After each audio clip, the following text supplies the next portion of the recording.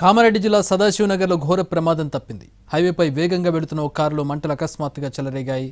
Engine నుంచి పొగలు రావడాన్ని గమనించిన డ్రైవర్ వాహనాన్ని ఆపేసి కిందకు దిగేలోపే మంటలు పూర్తిగా వ్యాపించాయి.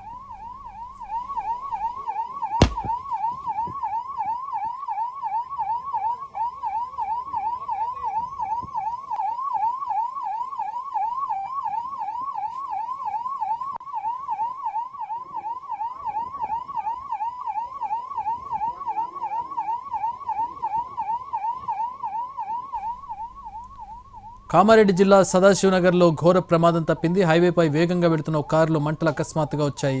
ఇంజిన్ నుంచి పొగలు రావడాన్ని గమనించిన డ్రైవర్ వాహనాన్ని పక్కకు ఆపేశాడు. డ్రైవర్ కిందకు దిగి బయటకు వెళ్లే వెంటనే మంటలు పూర్తిగా వ్యాపించి కారు పూర్తిగా దగ్ధమైంది.